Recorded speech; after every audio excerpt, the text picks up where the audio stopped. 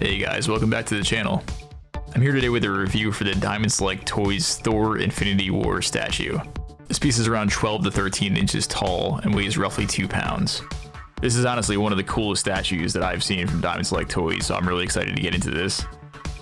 On the outside of the box you have a picture of Thanos, you have the movie's logo, and you have a pretty decent window to see the figure through if you plan on leaving him in the box. On the back of the box, as always, there's a little bit of a biography on the character and a summary of what he's doing in the movie. Alright guys, here we are in the box, and as you can see, this thing is gorgeous.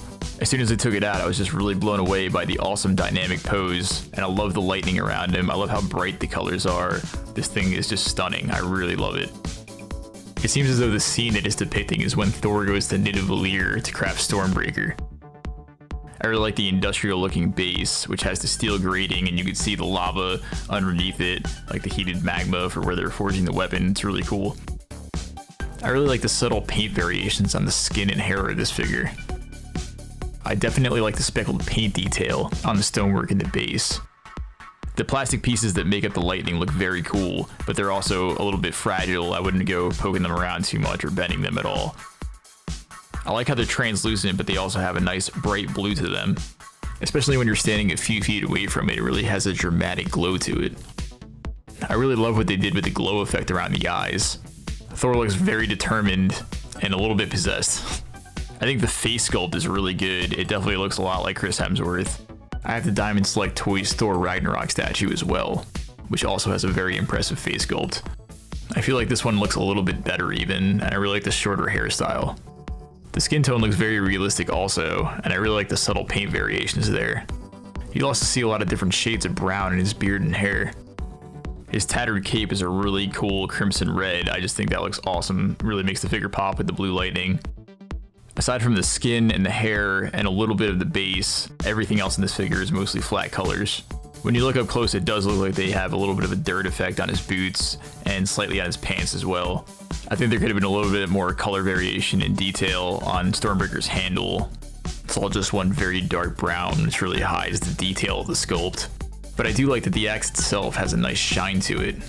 They definitely took a little bit of an artistic license because here Stormbreaker is a bronze color, but in the movie it's definitely silver. I think it actually goes pretty well with the color scheme of things. It seems like they added a little bit of red to the front of the costume, which I'm pretty sure in the movie is just black. I don't really recall Thor having like a ripped and tattered cape in the movie, but it looks really cool here, so I don't care if it was in the movie or not. When you're a few feet away from it, it's actually pretty hard to tell that it's not a resin statue. The impressive paint job on this figure's skin, hair, and eyes really adds to the aesthetic of this piece. The colors are bright and vivid, and it looks like Thor just jumped off the comic book page.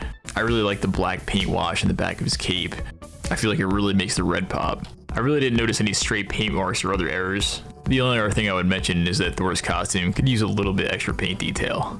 I have this on a shelf right next to the Thor and Rocket DST statue, and this really holds its own next to it. In fact, if you could manage to pick both of them up, they really complement each other on a shelf, I feel. This Marvel Gallery Thor figure is made of a PVC plastic, and while it's not made of resin, it does have a nice heft to it. I would say it weighs about 2 pounds. It feels durable, and you're definitely not going to knock it over by accident. As I mentioned before, just be very careful with the lightning because that definitely does seem like it could snap or break if you bend it at all. I really feel like this is one of the coolest statues that they've come out with so far. With Thor's heroic pose and exceptional sculpt, this statue really stands out in a good way on my shelf. Overall, for the price, it's very hard to find things to complain about with this figure. That about wraps it up for this review, so thanks for tuning in, and I'll see you guys next time.